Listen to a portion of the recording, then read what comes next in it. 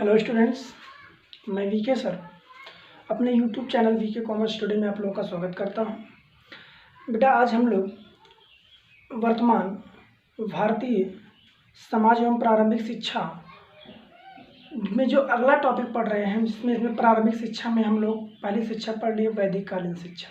ठीक है, उसके पहली क्लास में शिक्षा क्या है, शिक्षा की विशेषताएं, प्रकार, ये सब विषय में चर्चा कर लिया गया है। ठीक है, इसके बाद प्रारंभिक शिक्षा की बात की गई तो प्रारंभिक शिक्षा में 3 शिक्षा है, जिसमें वैदिक कालीन शिक्षा, बौद्ध कालीन शिक्षा और मुस्लिम कालीन शिक्षा। ठीक है, तो वैदिक कालीन शिक्षा पूर्ण रूप से हम लोग पढ़ लिए, जितना पढ़ा दिए बेटा पूर्ण रूप से उसमें समाप्त हो गया आपका टॉपिक, आप उसका बेहतर तैयारी करिए। ठीक है, अगली जो शिक्षा है बौद्ध कालीन शिक्षा है। बौद्ध कालीन शिक्षा 1-2 क्लासेस में भी लगेगा।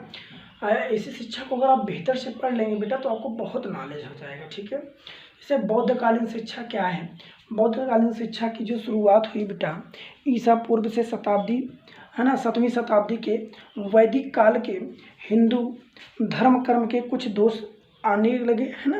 मतलब वैदिक कालीन जब शिक्षा जो थी 500 ईसा पूर्व के बाद कुछ अपने मतलब देश में कुछ उस जो वैदिक कालीन के दोष थे, कर्म थे, ये अपने में समाहित होने लगे, तो वास्तविक रूप से धर्म का लोप होने लगा। ठीक है, धर्म का लोप होने लगा और हिंदू धर्म में दंभ प्रवेश कर गया।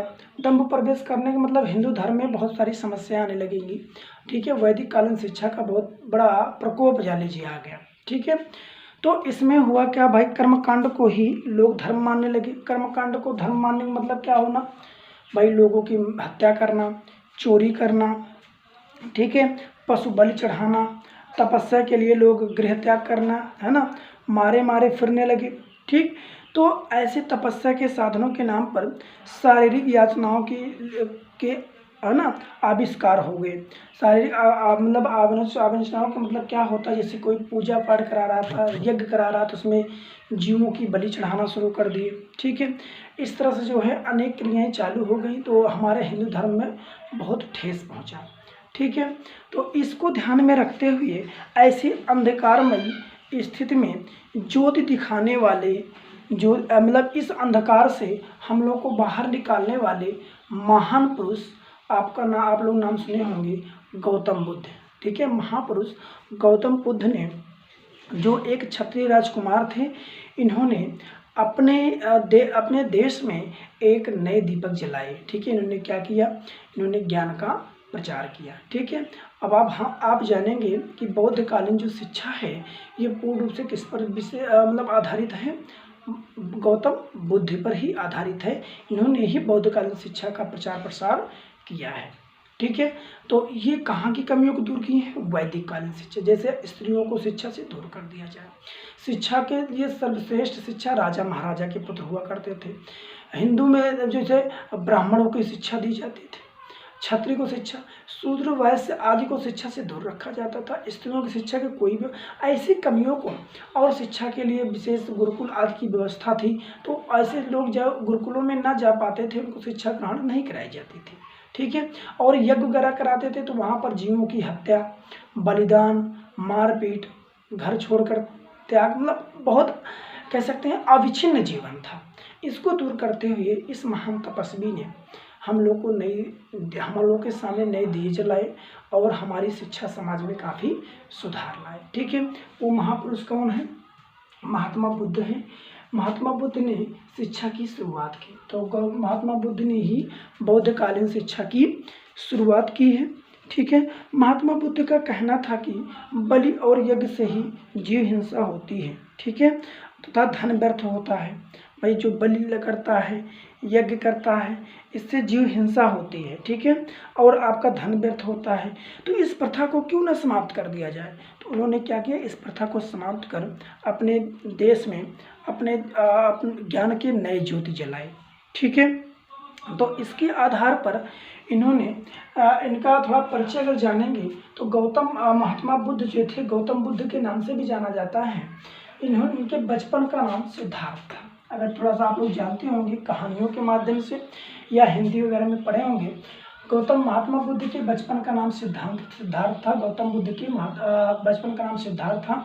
माता महामाया, पिता शुद्धोधन और इनका जो जन्म हुआ था स्थान लुम्बिनी वन में 563 ईसा पूर्व में हुआ था। और इनकी पत्नी का नाम क्या था बेटा? यशोधरा था। पत्नी का क्या नाम था? यशोधरा था। इनका विवाह एक यशोधरा नामक स्त्री के साथ हुआ, ठीक है। और इनको एक पुत्र रत्न की प्राप्त हुई। इनको एक पुत्र रत्न की प्राप्त हुई जिसका नाम राहुल था, आप लोग जानते हैं, ठीक है। क्या नाम था बेटा? राहुल था, ठीक है। राजा शुद्धोधन ने अपनी सुख सुविधा के लिए विभिन्न उपाय किए, ठीक है। मतलब इनके लिए इनकी सुख सुविधा, घर में ही शिक्षा, घर में ही खेलकूद, घर में हर चीज़ व्यवस्था के लिए राजा शुद्धोधन ने अनेक उपाय किए, परंतु ये सुख वैभव विलास आदि उनको अपनी ओर आकर्षित करने लगा। मतलब जो सुख है, वैभव हो, विलास है, दुख है, ये क्या किया?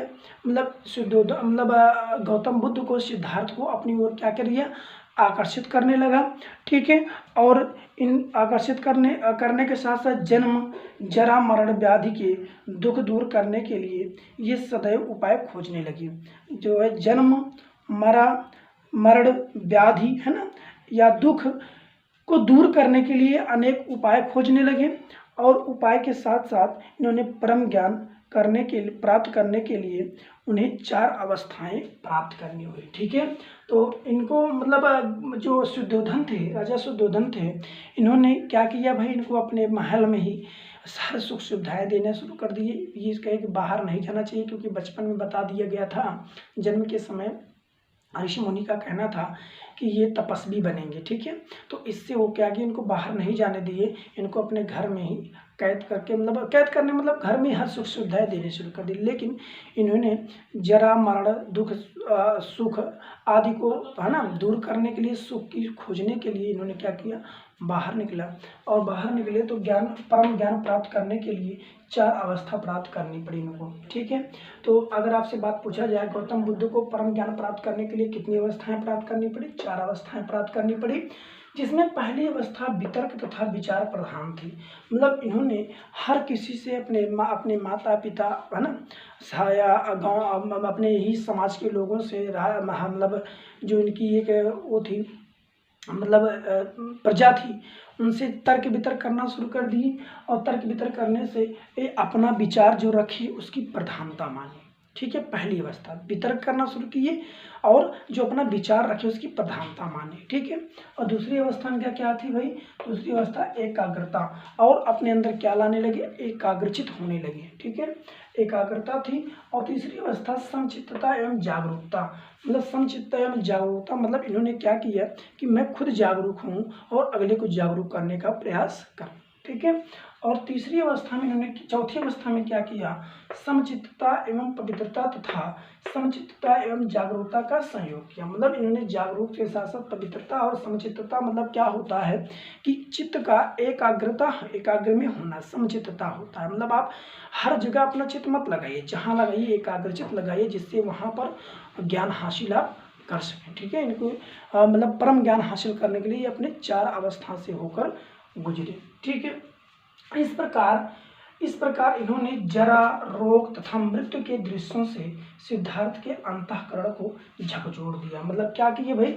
जब इन 4 अवस्था से इन्होंने ज्ञान प्राप्त करने के लिए बाहर निकले तो क्या हुआ?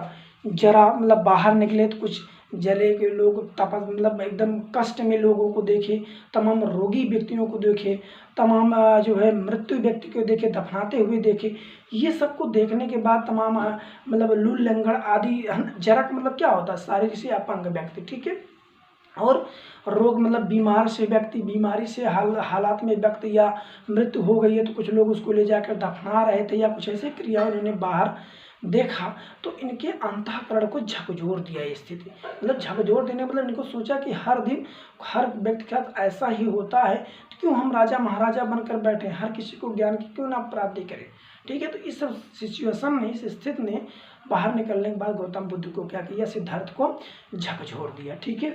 और उसके बाद क्या हुआ? फिर इन कष्टों से छुटकारा पाने के लिए, ठीक है, इन कष्टों से छुटकारा पाने के लिए क्या किए? कठोर तप किए। कौन? सिद्धार्थ, ठीक है। कठोर तप किए और ज्ञान प्राप्त किए। तभी से सिद्धार्थ क्या कहलाए? बुद्ध कहलाए। ठीक है, तो सिद्धार्थ की कहानी थी ये। सिद्धार्थ एक बढ़िया अच्छे खासे क्षत्रिय परिवार से थे, राजा महाराजा के पुत्र थे, शुद्धोधन के पुत्र थे।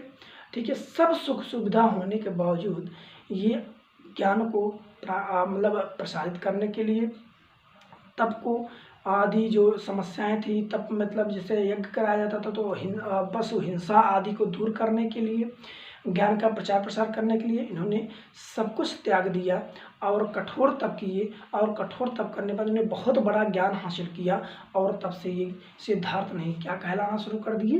बुद्ध कहलाना शुरू कर दिए। ठीक है, और तभी से इनका आप बोध गया, आप लोग नाम सुने होंगे, लोग अंतिम समय में बोध गया जाना पसंद करते हैं, कहते हैं भाई चलो गया चलते हैं। ठीक है, मतलब वहाँ से ज्ञान हासिल करना। ठीक है, तो इनके कुछ उपदेश रहे, किसके? गौतम बुद्ध के कुछ उपदेश रहे। इनके उपदेशों में 4 आर्य सत्य निहित थे, मतलब इन्होंने जो ज्ञान हासिल किया, लोगों को उपदेश दिए, उस उपदेश में 4 आर्य सत्य को इन्होंने शामिल किया। इन्होंने 4 आर्य सत्य से ही इन्होंने अपना जीवन को बदला है। ठीक है, 4 आर्य सत्य पूछा जाएगा बौद्धकालीन शिक्षा में 4 आर्य सत्य कौन कौन थे, तो आप लोग बताएंगे जो इस प्रकार हैं, निहित थे, 4 आर्य सत्य निहित थे जो इस प्रकार हैं, जिसमें पहला क्या है? दुख। इनके ज्ञान का प्रचार प्रसार करना और मतलब समाज में सुधार करना का मूल कारण था क्या? दुख। ठीक है, दुख, दुख भाई दुख किससे होती है? दुख का मूल कारण है तृष्णा। ठीक है, तो तृष्णा के का अज्ञान, तृष्णा अज्ञान के कारण उत्पन्न होती है भाई। तो दुख समुदाय, दुख समुदाय, दुख समुदाय का मतलब होता है दुख, दुख समुदाय, दुख दुख सब में है, और दुख का मूल कारण क्या? तृष्णा, घृणा। ठीक है, और तृष्णा जो होती है दूसरे के प्रति, अहिंसा होती है जो, मतलब हिंसा जो होती है, हिंसा जो लोगों के अंदर आती है, इसका मूल कारण क्या है? अज्ञानता है। ठीक है, तो अगर अज्ञानता दूर की जाए तो तृष्णा दूर हो जाएगी, और तृष्णा जब दूर होगी तो क्या लोगों के अंदर दुख होगा? बिल्कुल दुख नहीं होगा। ठीक है, तो इन्होंने क्या किया? पहला आर्य सत्य, दुख ढूंढा, दुख समुदाय और दुख निरोध, दुख कैसे मतलब दूर किया जा सकता है, और उसके अच्छे मार्गों को ढूंढना। तो दुख, दुख समुदाय, दुख निरोध और दुख निरोध मार्ग, इनके 4 आर्य सत्य थे। ठीक है, तो इन्होंने कहा तो दुख का मूल कारण तृष्णा है, और तृष्णा अज्ञान के कारण उत्पन्न होती है, तो अज्ञान को दूर करने के लिए तृष्णा क्या हो जाती है? समाप्त हो जाती है, अतः अज्ञान ही दुख का सबसे बड़ा कारण है। तो अगर ज्ञान की प्राप्ति लोगों को हो जाए तो दुख अपने आप क्या होगा? समाप्त हो जाएगा। भाई लोगों के अंदर जब चिड़चिड़ापन आता है, कोई दुख आता है, तृष्णा उत्पन्न होती है, हिंसा करते हैं लोग, तभी तो लोगों के अंदर दुख होता है। तो अगर यही तृष्णा जो है ये अज्ञानता के कारण उत्पन्न होती है, तो अगर लोगों को ज्ञान दे दिया जाए तो ना ही तृष्णा रह जाएगी, ना ही हिंसावादी रह जाएगी भावना, तो लोगों के अंदर दुख भी क्या हो जाएगा? दूर हो जाएगा। 4 आर्य सत्य इन्होंने क्या किया? अपने ज्ञान के उपदेशों में इन्होंने शामिल किया। ठीक है, और बुद्ध ने दुख दूर करने के लिए अष्टांगिक मार्ग बताए। मतलब इन्होंने क्या किया कि दुख को दूर किया जाए, और दुख दूर करने का सबसे बड़ा कारण अज्ञानता है, तो अज्ञानता अगर दूर कर दी जाए तो लोगों के अंदर दुख अपने आप दूर हो जाएगा। इसके लिए इन्होंने अष्टांगिक मार्ग बताए। तो आपसे क्वेश्चन ये पूछा जाएगा बेटा कि बौद्धकालीन शिक्षा में गौतम बुद्ध ने दुख को दूर करने के अष्टांगिक मार्ग कौन कौन से बताए हैं? तो अष्टांगिक मार्ग में 8 मार्ग बताया गया है। 8 मार्ग में सबसे पहला है सम्यक दृष्टि। सम्यक दृष्टि मतलब एक समान की दृष्टि, मतलब सबको एक समान रूप से देखिए। ठीक है, सम्यक संकल्प, जो एक संकल्प लीजिए उसको आप निभाने का प्रयास करिए। सम्यक वाक्य, एक समान दूसरे से चीज बातचीत करना है ना। सम्यक कर्म, आप अपने कर्म को अपने ही तरह, अपने समान जैसे अन्य लोगों की तरह देखकर कर्मों को करिए, क्योंकि कर्म के आधार पर ही प्रतिफल मिलना है। सम्यक अजीव, मतलब जो जीव हैं उनमें एक समान व्यवहार करने का प्रयास करिए। ठीक है, सम्यक व्यायाम, मतलब अपने जीवन को स्वस्थ रखने के लिए एक समान तरीके से हमेशा जीव दर्शन करने के लिए तो लोग क्या कहते हैं? भाई व्यायाम करना है ना, जिससे आपके शरीर में हिष्ट पुष्टि बनी रहे, दुख कभी ना आए। सम्यक स्मृति, सम्यक स्मृति का मतलब क्या होता है भाई? जानते हैं कि एक न एक दिन सबको क्योंकि वहीं जाना है अंतिम में। ठीक है, और उसके बाद उसके में क्या बन जाएगी? आपकी सम्यक समाधि बन जाएगी। अगला क्या बताया? सम्यक समाधि। ठीक है, तो सम्यक दृष्टि, सम्यक संकल्प, सम्यक वाक्य, सम्यक कर्म, सम्यक आजीव, व्यायाम, स्मृति और समाधि। तो अंतिम रूप से इनका जो मार्ग था वो समाज में था, क्योंकि इन्होंने देखा था कि लोगों को दुख है, दुख से बीमार है, बीमार से मृत्यु होती है, मृत्यु के समाधि में जाते हैं। इनके यही अज्ञानता को दूर करने के लिए उन्होंने क्या किया, ज्ञान का प्रचार प्रसार किया। तो ये तो मैंने बताया बेटा बौद्धकालीन शिक्षा की शुरुआत कैसे हुई, किस महोदय द्वारा की गई। ठीक है, उन्होंने क्या क्या तरीके अपनाए। ठीक, अब आते हैं बौद्धकालीन शिक्षा की विशेषताएं के विषय में। ठीक है, बौद्धकालीन शिक्षा की विशेषताएं में क्या है, शिक्षा सार्वभौमिक थी, मतलब इस शिक्षा में किसी प्रकार की जाति धर्म आदि का कोई लेन देन नहीं था, कोई मतलब नहीं था। ठीक है, कौन शिक्षा, बौद्धकालीन शिक्षा। लेकिन वैदिककालीन शिक्षा जाति धर्म पर टिकी हुई थी। ठीक है, जिसमें जाति तथा धर्म का कोई बंधन नहीं था। ठीक, प्रारंभिक शिक्षा पूर्णतः निःशुल्क थी। ठीक है, बौद्धकालीन की शिक्षा के अंतर्गत जो प्रारंभिक शिक्षा हुआ करती थी बेटा, वो पूर्ण रूप से क्या थी, निःशुल्क थी। शिक्षा व्यवस्था का मूल केंद्र संघ होता था, जिसका प्रशासन प्रबंधन योग्य एवं अनुभवी व्यक्ति करता था। मतलब जो शिक्षा की व्यवस्था थी, इसका जो मूल सेंटर था, मूल केंद्र था, उसका कोई ना कोई एक केंद्र संघ हुआ करता था। ठीक है, जिसका प्रशासन प्रबंधन योग्य एवं अनुभवी व्यक्ति द्वारा किया जाता था। ठीक है, शिक्षा को राजा का संरक्षण प्राप्त था, मतलब शिक्षा जो है वो राजा द्वारा क्या थी, संरक्षित थी, लेकिन उस पर कोई नियंत्रण नहीं था कि यही व्यक्ति हासिल करे, वो व्यक्ति हासिल करे, ऐसा कुछ नहीं था। वही कह रहा है, शिक्षा को राजा का संरक्षण प्राप्त था, लेकिन नियंत्रण नहीं था, कंट्रोलिंग नहीं थे।